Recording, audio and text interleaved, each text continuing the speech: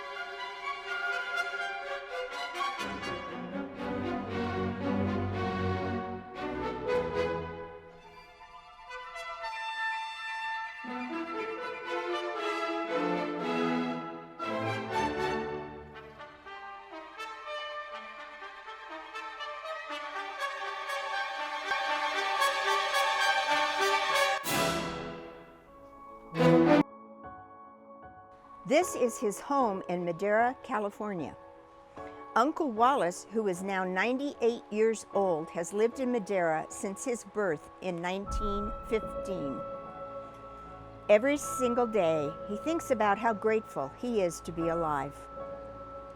In October 1943, Wallace and his crew encountered enemy fire and he was seriously injured. His story is compelling in that his aircraft managed to land safely after 3 of its 4 engines were shot out. Luckily, the nearby townspeople and his enemy captors provided the extensive medical care that he needed to survive.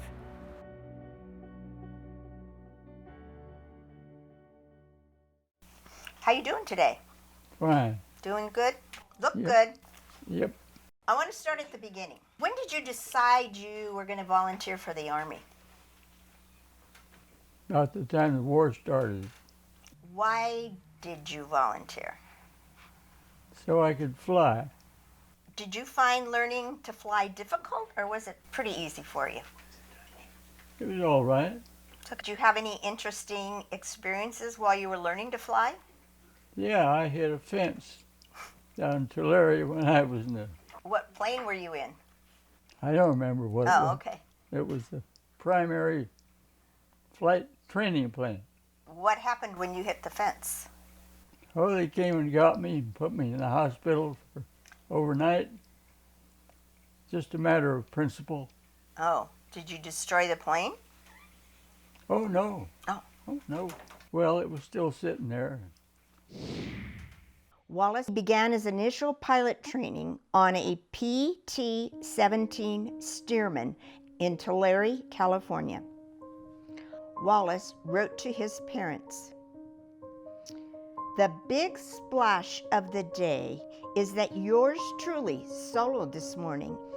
There is quite a thrill in taking that baby up by yourself. You never know when it is going to come until the instructor climbs out, shakes your hand, and says that he is tired of riding with you, so you might as well just take it alone." After receiving his wings, Wallace began his training on the B-17 bomber in Paiute, Texas. On March 15, 1943, Wallace wrote to his parents, "This airplane is still the finest of them all, so far as I'm concerned. Imagine climbing aboard and flying up to 5 or 6 miles high in really no time at all."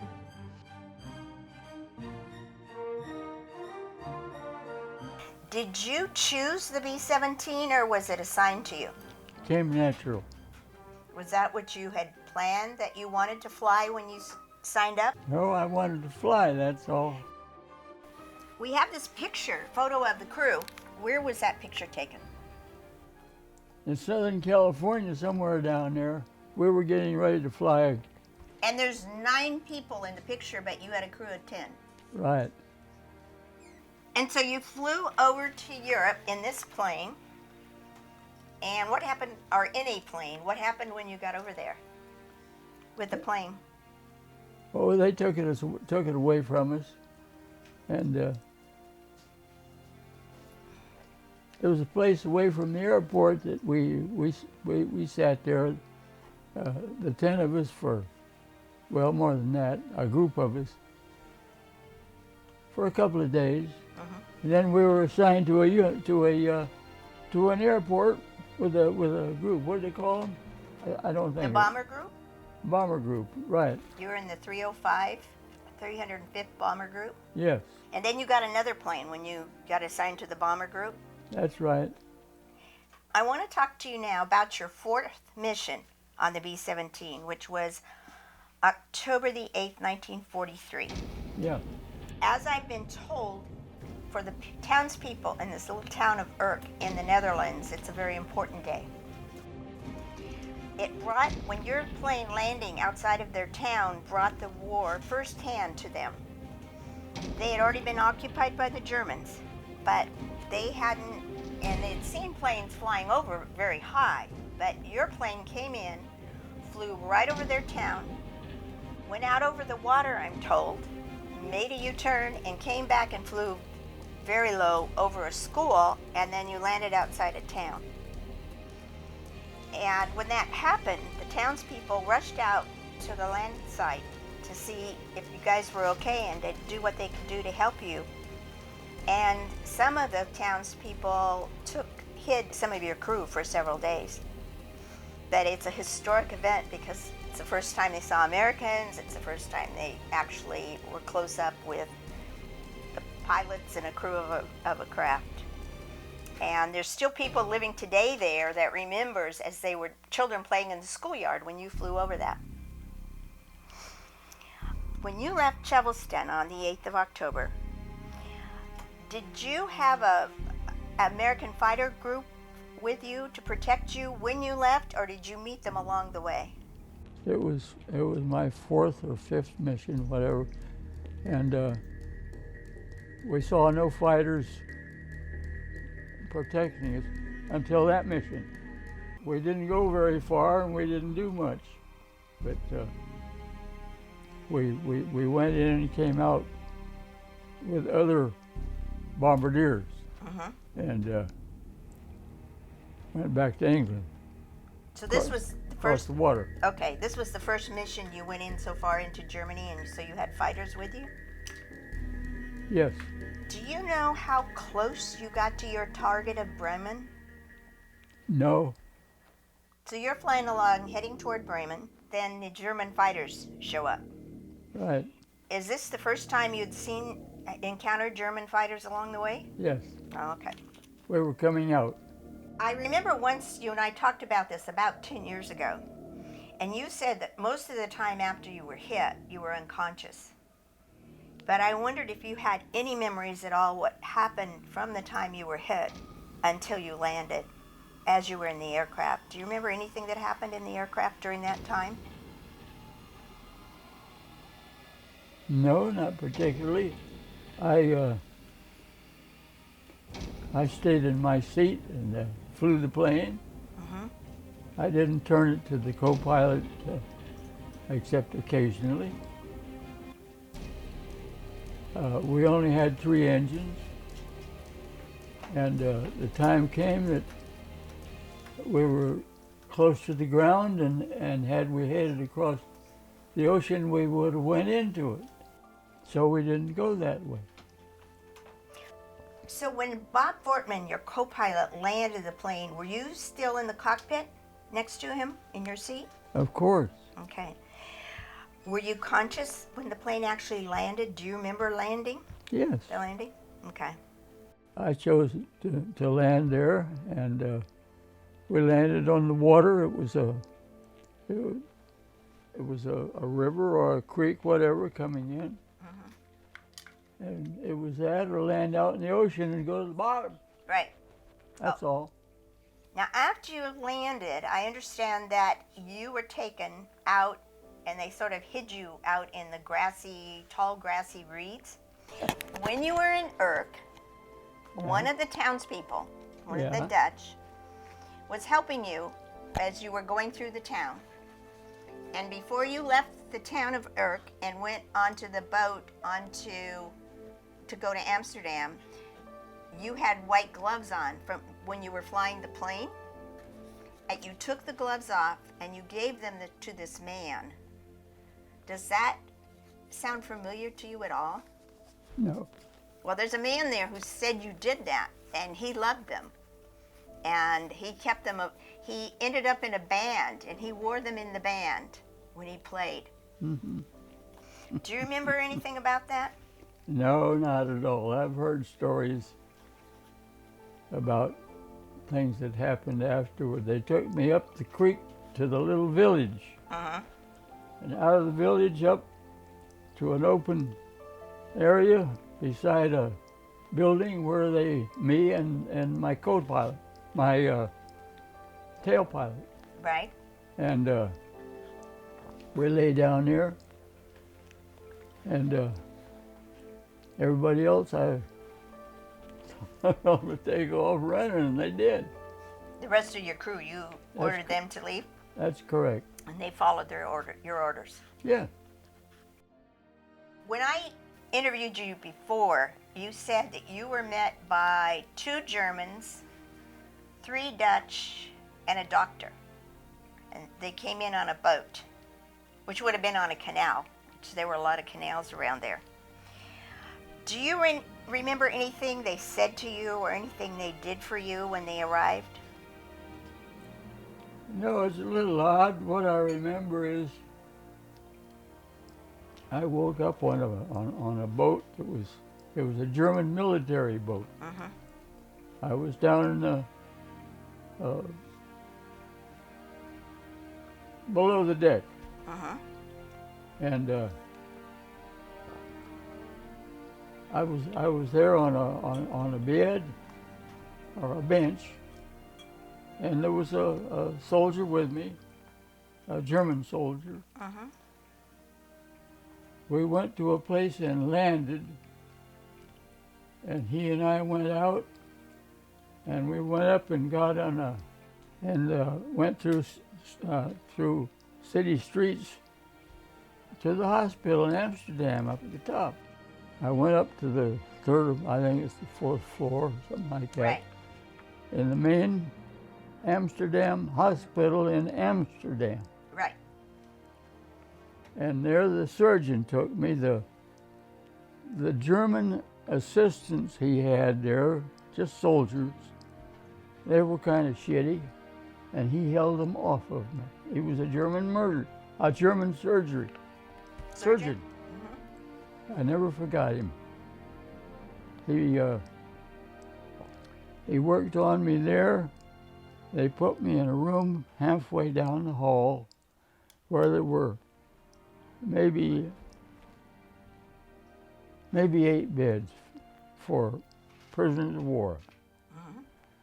And he operated on me and kept me there for, I don't know, 4, 5, 6 days, some such thing. I remember hearing that one of the nurses in the hospital in Amsterdam became a good friend. Yes. Was she your main nurse, the one that helped you the most while you were in the hospital? There were 2. And I put it that way because the Germans caught one of them questioning or being friendly or whatever with somebody like me, and they cut her head off. The other one stayed in, and she traveled from home to Los Angeles to visit a retired, he was a judge from Holland, who was quite famous to her. She got to fly all the way to visit him for a while, and I never forgot that, that's all. They were very nice, and they were good to us in the hospital over there. And she was Dutch? Yes. Do you remember? They used to bring food, and hide it under the bed for us. Such things as that. Well, that was nice. Yes. What was her name, the one that came over here? Oh, I don't know anymore. I understand she came here to visit you? Yes. Up at the corner here. Okay. And she had a couple from Los Angeles with her. And they were a little disappointed, I think. They didn't stay long. Oh. And they went back to Los Angeles. I still think of them occasionally. But I heard her name was Elizabeth. I don't know. And from there they put me on a train and took me up through Amsterdam. We went inland to where the train stopped, and they took me out. I don't know. Anyway, there was a bedroom in there. They put me in it on a bed. They took me out and took me over here to an American German who was a German military man. He was a questionnaire. He and I had quite a visit. He asked me a lot of questions, and he was an American. We were very friendly. That went on for this one afternoon, possibly the second, I'm not sure. Then I left there and went down and went back to the train station, where I got on a train and went to Obermossville. Obermossville was it was 2 floors up, or 3, 2 I think. Uh-huh. And it was controlled by the Germans, but it was handled in a, there was a German a man in charge of it. But he was so poor and his job was so bad that he committed suicide before I left there. Oh. And I got to know the surgeon. He was from Australia. There was, up on the 2nd floor, there was quite a large, long room there that had British officers in it who were prisoners of war. Uh-huh. One of them was from the top government in England. They were having a good time all along that side of the room. He took me up there and split a bottle of wine with me. Ah. He was a nice guy. And you built a house? Designed a house? Sure, you got to do something. What's it made out of? That was made out of boxes that the American Red Cross shipped over there, loaded with food and such things as that. They supported it. From the time they picked you up in Urk and took you to Amsterdam and then on to Obermossville, and until you came home, you were always well treated? Yes. I've never known how or why they treated me so well, so nicely. But they did all the way. The time came that they put me on a train and shipped me all the way north, out of the country, where I got on the what was the name of that ship that brought me home? Something like that. Yeah. The American Red Cross shipped over there loaded with food, and they supported it. And that brought me home. When is the first time you knew you were going to be able to go home at a particular, right then almost? Were you at Obermossville at that time, or was it the next place when you found that out? Oh no, they shipped me there from Obermossville. You knew you were going home then? Well, sure. Oh, okay. They put me in a train, took me up. We went through the side of what's the capital of Germany? Berlin. Mm-hmm. The Americans were already shooting Berlin up. They were starting to bomb it. And we went across one side of it and saw buildings were just all torn to hell. And we kept right on going until we got to over Mossville and got on that beautiful ship. How did you find out it was time for you to go home?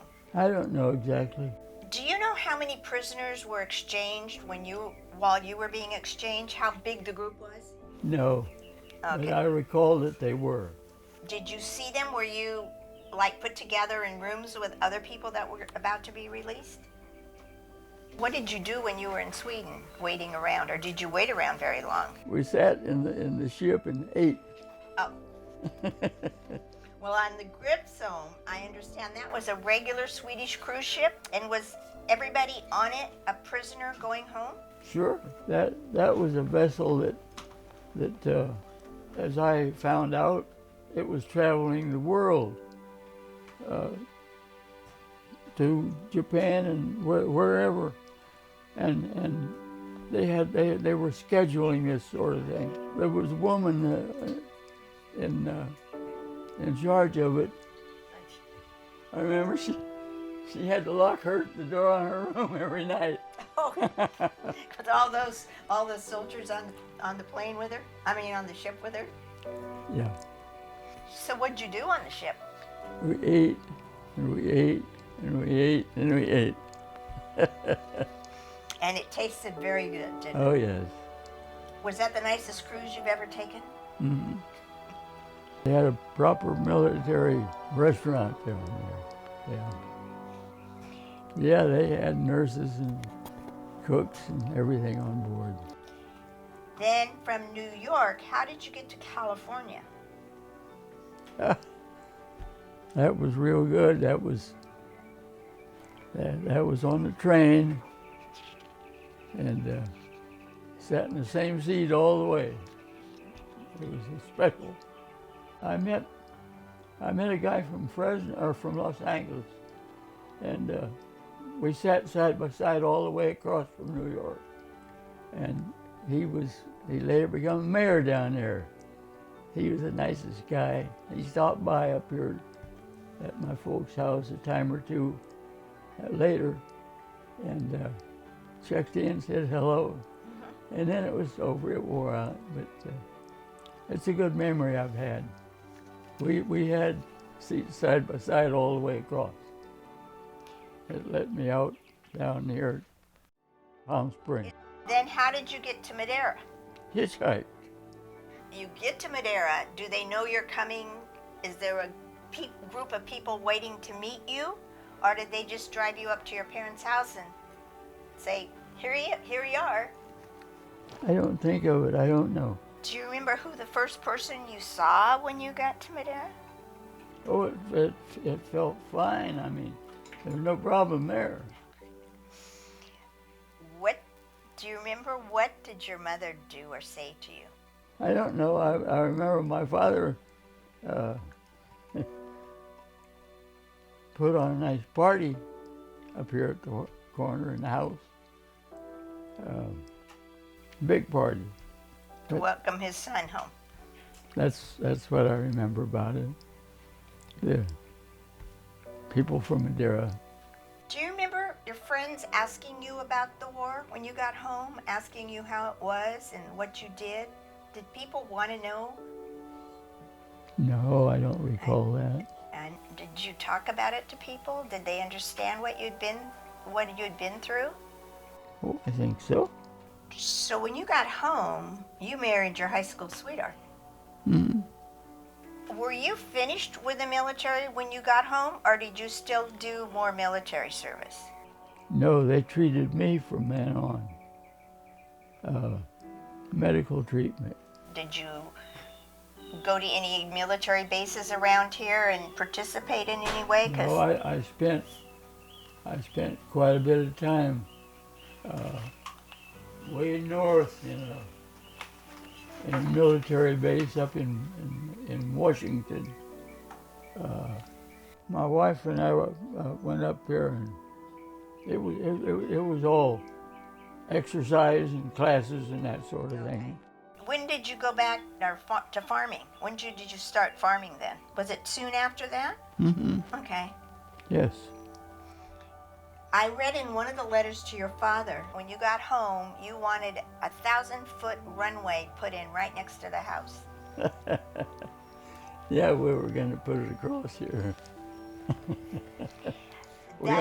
You liked flying. We had this 40 acres, and Mom and Dad lived up at the corner. Uh-huh. Yeah, that's where I lived then too. Can you think of any questions I didn't ask that I should have asked? Oh, I think you've done pretty good.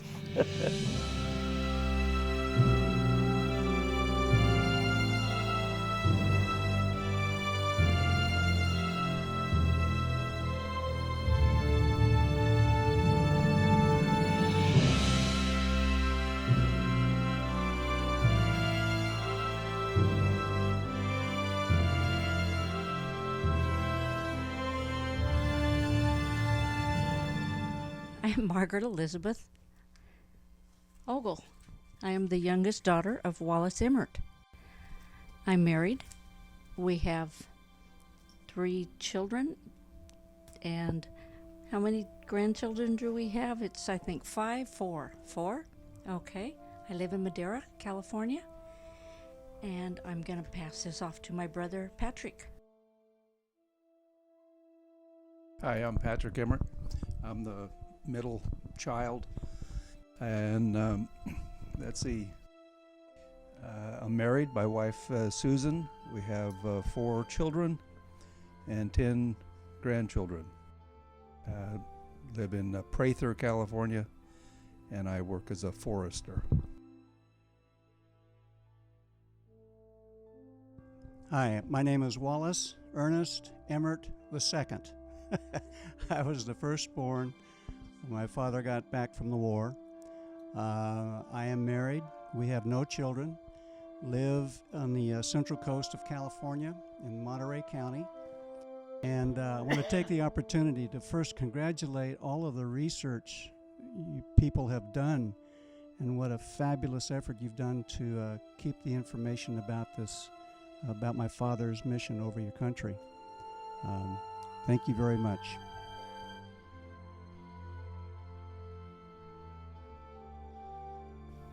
And I want to introduce Maxine Emmert, Wallace's wife. And let's see, you don't want to say anything, do you? No. Estelle and I've been around here about 31 years. She's been around about 31 years and pretty proud of it too, and proud of her.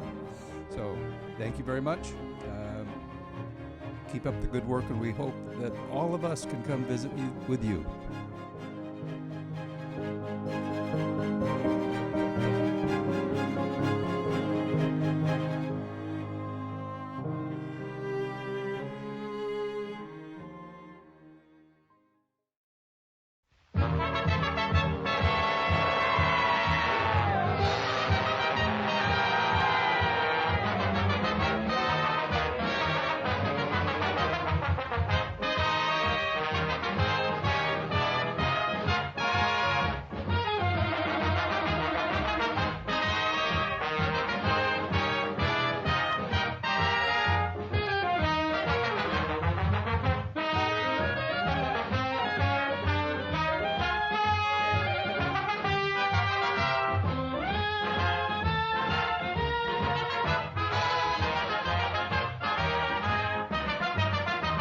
We go into the wild blue yonder, climbing high into the sun.